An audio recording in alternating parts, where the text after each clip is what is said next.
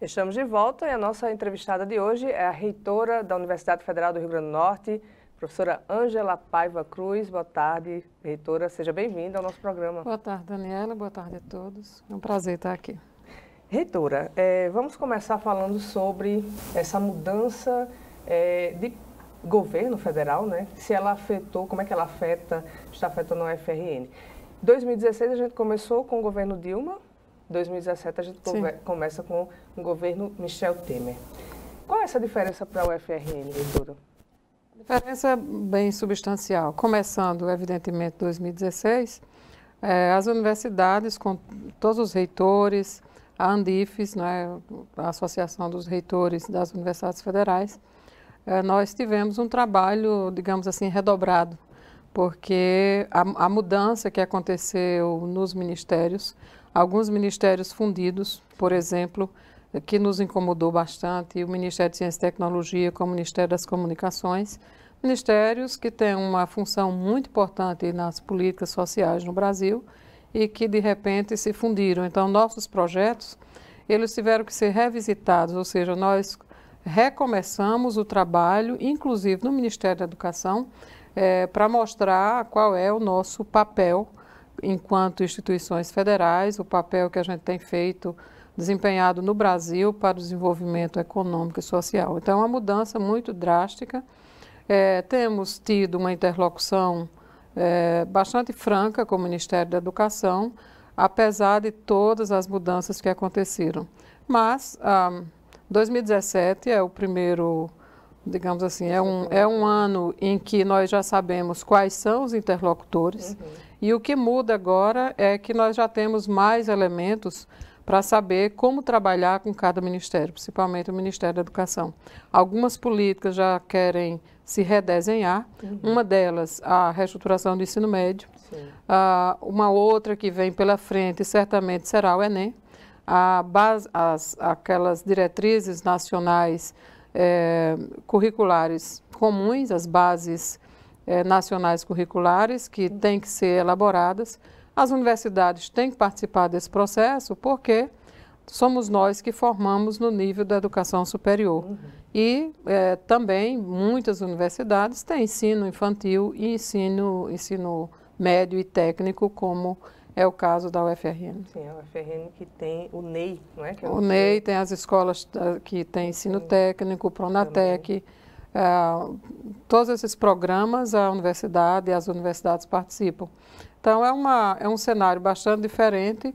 A principal mudança, claro, que está acontecendo para todas as instâncias, instituições, para toda a população brasileira, são as implicações da crise econômica. Sim, essa realmente é bastante preocupante para todos os setores. Para o setor público, a PEC 55, de fato, é um agravante. E nós estamos entrando, por exemplo, no... PEC 55 é do ajuste dos gastos públicos. E veja, nessa questão do ajuste, nós temos, no ano 2017, um ano pior. Mesmo antes da PEC, já estamos muito ruins em termos de orçamentários. Quer dizer, vai haver algum corte no orçamento da UFRN para 2017? Sim, a lei orçamentária que falta ser sancionada, esperamos que seja sancionada ainda essa semana, porque temos que começar o ano financeiro das universidades. Ela precisa estar sancionada e ela vem com um corte de 6,74% no custeio. O capital está basicamente igual ao de 2016, mas o custeio, que significa a manutenção, a garantia da qualidade acadêmica, isso está vindo com um corte. Então, como é que representa isso? Como é que vai representar isso para a UFRN, esse corte? Vai atingir o quê diretamente? O que vai exigir de nós é mais planejamento. De fato, o que nós fizemos em 2015, na virada 2014-2015, nós já sentíamos a crise. Nós tínhamos um orçamento que estava corrigido pela inflação, porém havia contingenciamento. Então, é como se tivesse corte.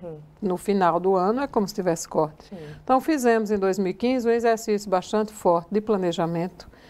fazendo escolhas daqueles projetos que realmente a gente não poderia deixar de lado, exatamente aqueles acadêmicos que garantem a qualidade para os cursos de graduação, para a pós-graduação, para a pesquisa e para a inovação. E fizemos contenção daquilo que é possível conter sem prejudicar a qualidade. 2015 já foi um exercício forte. E hoje eu trago uma notícia importante, vira o ano, a gente vai fechando o exercício financeiro e a UFRN, mais uma vez, podemos dizer que com esse planejamento nós terminamos o ano com nossas contas pagas. No azul. No azul. E o exercício que vamos fazer em 2017 vai ser mais rígido. Sim. Mas nós já tomamos algumas decisões, outras vão ser tomadas agora em janeiro e fevereiro. Por exemplo, nós não cortamos bolsas, nós não cortamos projetos acadêmicos, ao contrário, nós criamos um projeto de excelência acadêmica para a pós-graduação e para a pesquisa. E esse ano a gente vai ter que fazer um trabalho ainda bem mais rígido. Rígido porque a universidade cresceu.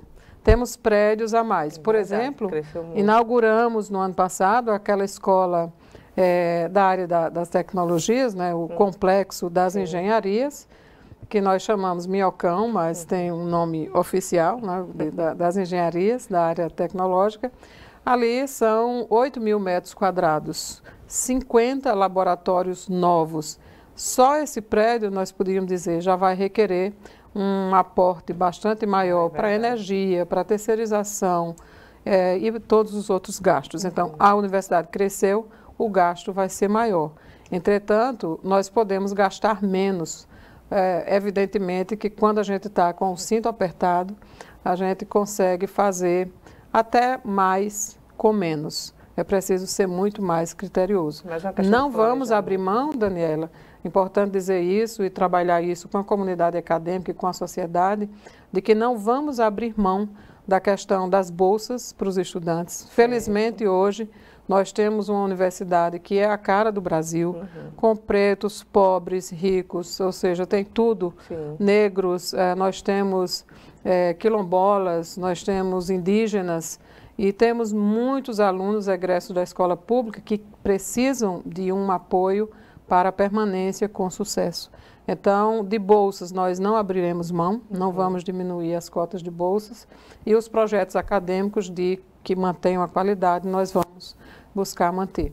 E, evidentemente, contratar aquelas obras mais essenciais, dado que o orçamento ele é um espelho em termos de capital, que é para obras e equipamentos, é um espelho do orçamento de 2016. Ainda depois da sanção da lei orçamentária, nós veremos na publicação e na liberação mensal dos duodécimos se teremos ou não contingenciamento. Por isso a gente torce, e eu sei que cada um está fazendo a sua parte, esperamos que todas as instituições trabalhem nesse sentido. Eu estou falando de instituições, mas pessoas também, governantes, gestores, que nós todos trabalhemos para uma superação dessa crise econômica e pela qualidade da educação superior, dado que esse é um aspecto que, quando se fala de empregabilidade, esse é um dos aspectos principais. Com certeza. Nós sabemos que o setor da população que menos desemprega, o que mais emprega, é aquele setor das pessoas que são portadoras de curso superior. Verdade. Portanto, precisamos... É uma importância, né, que não tem nem palavras, né? É fundamental. E para quem não sabe, a reitora Ângela Paiva é também a presidente da ANDIFES, né, que é a Associação Nacional dos Dirigentes das Instituições Federais de Ensino Superior. Reitora, como é conciliar esse trabalho, né, de presidente da ANDIFES e como reitora da UFRN? Está sendo a relação da ANDIFES com esse novo governo, com o ministro da Educação, por exemplo? Aliás, da Educação, sim. Isso. O ministro da Educação. Conciliar esse trabalho significa dar mais trabalho à nossa equipe. Quando eu estava analisando a possibilidade de candidatura lá na ANDIFES, eu já era vice-presidente da outra diretoria. Sim. Analisando com nossa equipe, disse que trabalharia nessa perspectiva, se, claro, contasse com mais trabalho deles. Na verdade, nós damos muito mais trabalho ao professor Daniel Diniz, que é o nosso vice-reitor, muito mais trabalho para todos da equipe. Ele tem representado bastante a senhora, sim, né? Com certeza tem que fazer, porque as ausências são muito maiores. Naturalmente, há necessidade de estar toda semana em representações ou em trabalho mesmo, junto a ministérios e junto às outras instituições, para que as nossas políticas realmente sejam executadas na sua plenitude. E foi uma luta dura, né, no segundo semestre, porque foi o começo de um novo governo, de fato, e nós trabalhamos aí essa emenda, não é, de gestão com novos interlocutores e, de fato, é trabalhoso, porque nós não conhecemos as práticas, os planos, também, né? Os estilos, né, de cada um. Nós tínhamos pessoas no MEC, por exemplo, na CESU, Secretaria da Educação Superior, e na própria Secretaria Executiva, pessoas que tinham sido reitores, né, e que tinham passado também pela Andifes. Então, já eram seus conhecidos. Que conheciam as universidades federais muito de perto. E nós nos assustamos um pouco, porque nós vamos lidar com pessoas, claro, algumas pessoas que já passaram pelo MEC, como é a secretária executiva Maria Helena, o secretário da CESU, que é um professor universitário de Universidade Federal, mas o próprio ministro Mendonça não é de universidade. Então, é claro, os outros também não eram, mas estavam há mais tempo conosco. Então, é um trabalho bastante de diálogo e em nosso documento primeiro que levamos ao ministro e na nossa primeira interlocução foi no sentido de mostrar uma disponibilidade para um diálogo construtivo. Enfim, quem está dirigindo o Ministério da Educação está dirigindo uma das maiores políticas e mais importantes políticas para o país, para um país como o Brasil. E se pensar só as universidades federais, já é muito complexo, quiçá todo o sistema educacional, e as universidades têm participação nisso. Essa proposta de uma atuação dialógica, construtiva, foi percebida pelo ministro e que tem feito um esforço de nos atender. Não tem sido fácil e algumas políticas, por exemplo, nós tivemos que colocar na mesa a nossa posição, nas diversas vezes, a nossa franqueza, o que passamos nas universidades, os movimentos contra a PEC 55, que é a PEC dos gastos. Tentamos mostrar em documentos muito claros e nos nossos discursos a nossa contrariedade e oposição à PEC. E ele recebeu isso com todo respeito. Com respeito, mas evidentemente a PEC está aprovada. E o nosso trabalho agora, acho que é um trabalho, enquanto dirigente da Andifes e enquanto reitor, trabalhar junto aos poderes legislativo e também o Poder Executivo, para que a educação não fique com o mínimo. Porque o que a PEC considerou é que haverá o mínimo e difícil é trabalhar com o mínimo. Difícil e nós diríamos drástico e impossível trabalhar com esse mínimo. Portanto, nosso trabalho agora deverá ser buscar o a mais, numa disputa, evidentemente, com os outros poderes. Por isso que a gente tem que afiar nossas estratégias com todo respeito, mas, evidentemente, trabalhar para que a educação, a ciência, a tecnologia e a inovação como ferramentas para o próprio desenvolvimento do país, eles não fiquem recebendo o mínimo sequer em 2017 com a correção da inflação. Ok, reitora, eu desejo boa sorte na articulação que vai ser preciso ser feita aí.